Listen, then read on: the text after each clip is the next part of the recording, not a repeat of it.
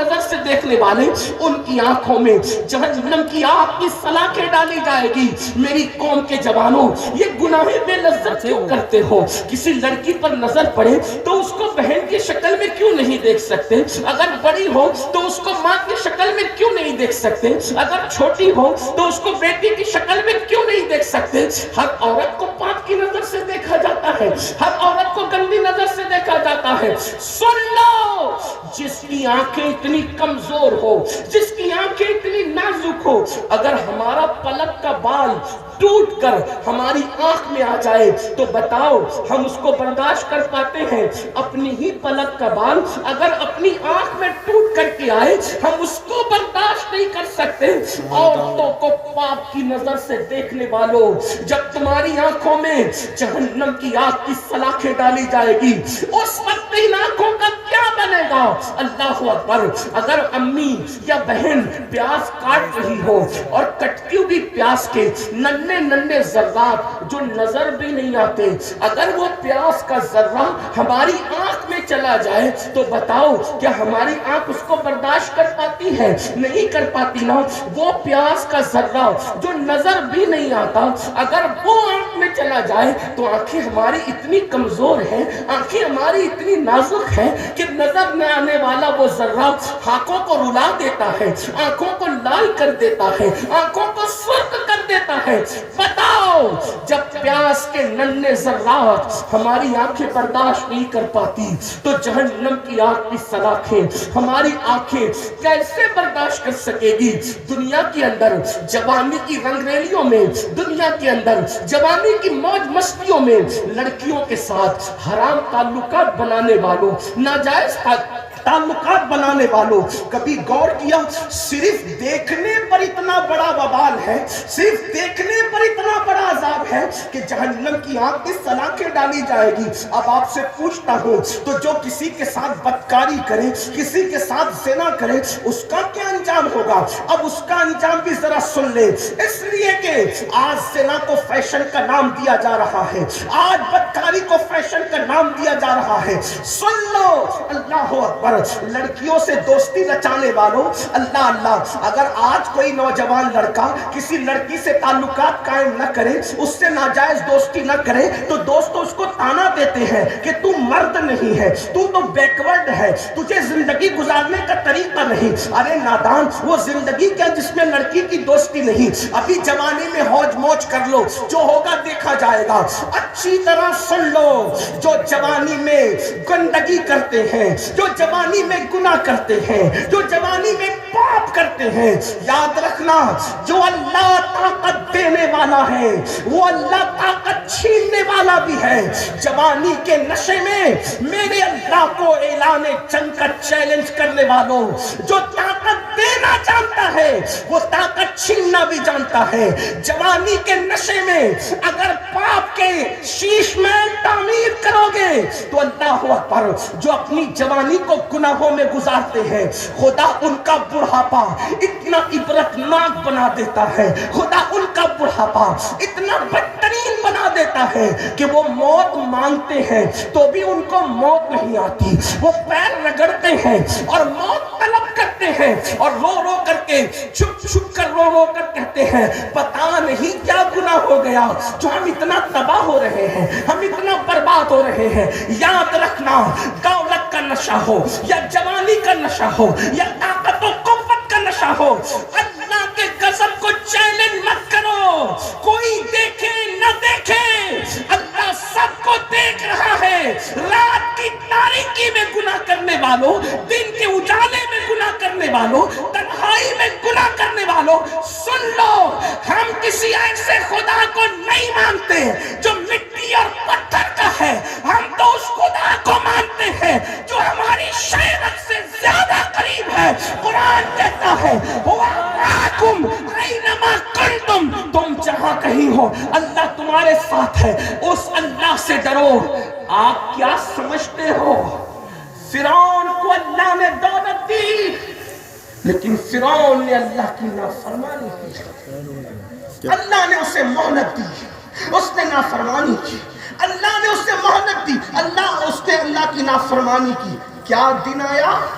اللہ نے اس کو دریا میں غرق کر دیا، اللہ نے اس کو دریا میں ڈبو دیا، اور اس کی لاش کو جب دریا نے نکال کر کے پھینک دیا تو کتے بھی اس کی لاش کو کھانے کے لیے تیار نہ تھے، کتے بھی اس کی لاش کو کھانے کے لیے تیار نہ تھے۔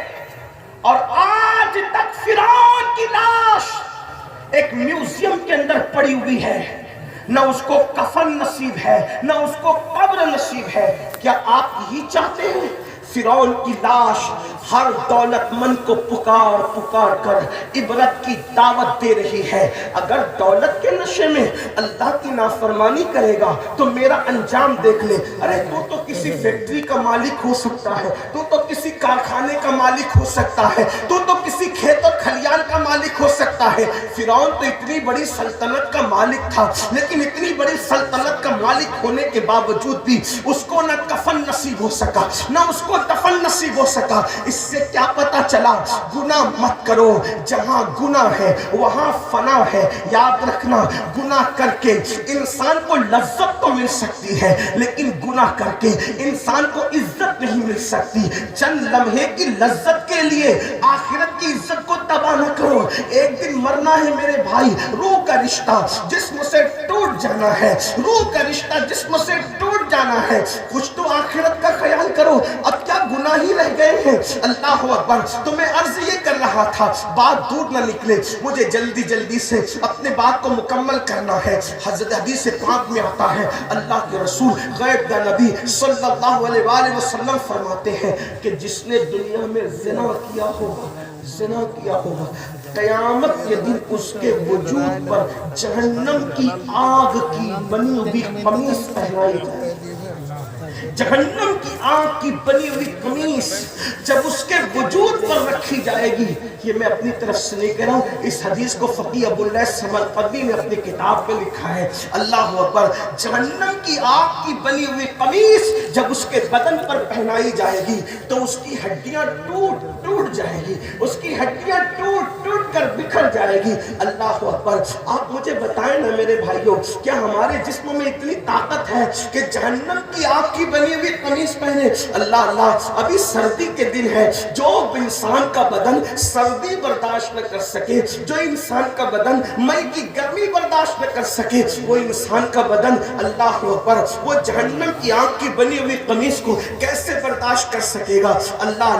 اس لیے گناہ کبیرہ سے بچو، بڑے گناہوں سے بچو۔ یقیناً زندگی میں کبھی ایک موقع ایسا آتا ہے انسان پر کہ آپ گناہ کرنا چاہیں گے، گناہ کا پورا ماحول ہوگا، کوئی روکنے والا نہ ہوگا، کوئی ٹوکنے والا نہ ہوگا، کوئی منع کرنے والا نہ ہوگا، لیکن یاد رکھنا، یہ سوچ کر گناہ چھوڑ دینا کہ میرا اللہ مجھے دیکھ رہا ہے، بس یہ سوچ کر اللہ دیکھ رہا ہے۔ یاد رکھیں، اپنے جیسا انسان دیکھے ہم گناہ نہیں کرتے، اللہ دیکھ رہا ہے ہم گناہ کیوں کرتے ہیں۔ اپنے ابا دیکھیں، ہم ان کے سامنے سگریٹ نہیں پیتے، اللہ دیکھ رہا ہے زنا کیسے کر لیتے ہیں۔ اللہ اکبر۔ پیر صاحب دیکھ رہے ہیں تو کھڑے ہو کر کے پانی نہیں پیتے، اور اللہ دیکھ رہا ہے تو بدکاری کر لیتے ہیں۔ یعنی کہ انسان جتنا اپنے پیر کا احترام کرتا ہے اتنا بھی اللہ کی عزت نہیں کرتے، اتنا بھی اللہ کا احترام نہیں کرتے۔ قرآن اسی لیے تو کہتا ہے وما قدر اللہ حق قدری، کہ تم نے اللہ کی ایسی عزت نہیں کی، تم نے اللہ کی ایسی قدر نہیں کی جیسا کہ اس کی قدر کرنے کا حق ہے۔ اپنے جیسا انسان دیکھے، بلکہ بڑھ کے کہوں، اگر کسی آفس پر لگا ہوا ہو کہ آپ سی سی ٹی وی کیمرے کی زد میں ہیں، یعنی سی سی ٹی وی کیمرے یہاں لگے ہوئے ہیں، تو آدمی گٹکا کھا کر وہاں تھوکنا بھی پسند نہیں کرتا۔ کیوں؟ اس لیے کہ میں سی سی ٹی وی کیمرے کی زد میں ہوں۔ اگر پان کھانے والا پان کھا رہا ہے اور سی سی ٹی وی کیمرے کی زد میں ہو تو اللہ اکبر، آدمی پان کو وہاں نہیں تھوکتا۔ کیوں؟ اس لیے کہ سی سی ٹی وی کیمرے کی زد میں ہے، کیونکہ سی سی ٹی وی کیمرے کی زد میں ہو تو یہ ضرور دیکھا جائے گا کہ امین القادری آفس پہ چڑھتے ہوئے کیا کر رہا تھا، اترتے ہوئے کیا کر رہا تھا۔ اے نادان انسان، اپنے جیسے انسان کے لگائے ہوئے کیمرے کے سامنے تو ہے تو تو اتنی احتیاط کر رہا ہے کہ تو پان کو بھی نہیں تھوک رہا ہے، تو گٹکے کو بھی نہیں تھوک رہا ہے، اور تجھے ہر وقت، ہر گھڑی، ہر لمحہ، آٹو پہر، 24 گھنٹہ تیرا اللہ تجھے دیکھ رہا ہے۔ کیا خیال ہے تیرا؟ ان اللہ کان علیکم رقیبا، اللہ تجھ پر कड़ी निगरानी कर रहा है।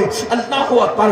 आज की आपको बताऊं, एक मर्तबा मेरे और आपके आका सच्चे नबी सल्लल्लाहु अलैहि वसल्लम ने फरमाया, ऐ मेरे सहाबा, जहन्नम के अंदर एक वादी है। अब जरा तवज्जो से सुनना।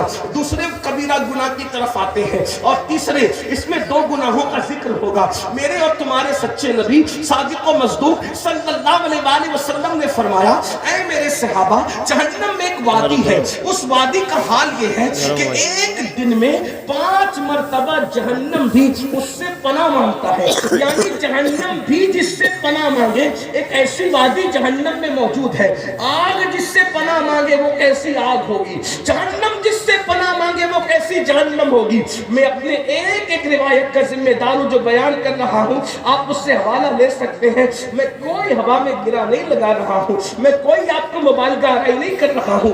अल्लाह करे किसी के दिल में बात उतरे। मेरी माँ और बहनें भी हजारों की तादाद में मौजूद हैं, सब दिल के कानों से सुनो। अल्लाह अकबर। हज़रत अल्लाह मुस्तफा करीम रऊफ और रहीम गैब दा नबी सल्लल्लाहु अलैहि वसल्लम फरमाते हैं, जहन्नम में एक वादी है जिससे जहन्नम भी एक दिन में 5 मरतबा अल्लाह की पनाह मांगता है। अल्लाह अकबर। फिर मेरे आका फरमाते हैं, उस जहन्नम की वादी की हरारत और गर्मी ये है, तपिश ये है कि उसके अंदर अगर पहाड़ भी डाल दिए जाएं तो पहाड़ भी पिघल जाएं। यानी जहन्नम उससे 5 बार पनाह मांगे, ऐसी वादी है। और उसमें अगर पहाड़ डाले जाएं तो पहाड़ भी पिघल जाएं। सहाबे किराम ने अर्ज की, या रसूल अल्लाह, हमारे माँ बाप आप पे कुर्बान आका, जिसमें पहाड़ भी पिघल जाएंगे और जिससे एक दिन में 5 मरतबा जहन्नम पनाह मांगता है। हुजूर, उस वादी में किसको डाला जाएगा, उसमें किसको रखा जाएगा, वो किसका ठिकाना होगा?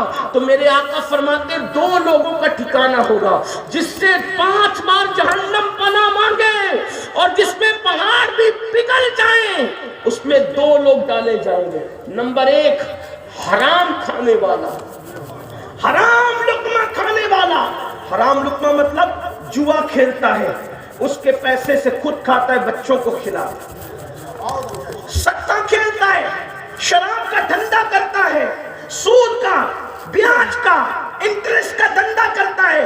आप जानते हैं वो उसमें डाला जाएगा जिसमें पहाड़ भी पिघल जाएंगे। हराम मत खाओ। कोई सोचे मेरी तो किराना की दुकान है, मैं तो हलाल कमाता हूं। अगर किराना दुकान पे भी झूठ बोल के सौदा बेचते हो वो भी हराम है। दूध में पानी मिलाते हो, हराम है। तेल में मिलावट करते हो, हराम है। धोखा देकर कारोबार करते हो, हराम है। सुन लो, हराम न कमाओ। अल्लाह ने हमारे मुकद्दर में लिख दिया है। क्या लिख दिया है कि अल्लाह तुम्हें दौलत कितनी देगा, माल कितना देगा। याद रखना, हराम से मत कमाओ। अगर हलाल से कमाओगे तो भी उतना ही मिलेगा और हराम से कमाओगे तो भी उतना ही मिलेगा। तकदीर से ज्यादा वक्त से पहले न किसी को मिला है न किसी को मिल सकता है। हलाल कमाओ, हलाल। उसमें क्या है देखो, हलाल में बरकत है। हलाल देर से आता है, हलाल कम आता है, लेकिन बरकत अल्लाह ने रखी है। और हराम ज्यादा आता है, जल्दी आता है, लेकिन उसमें बरकत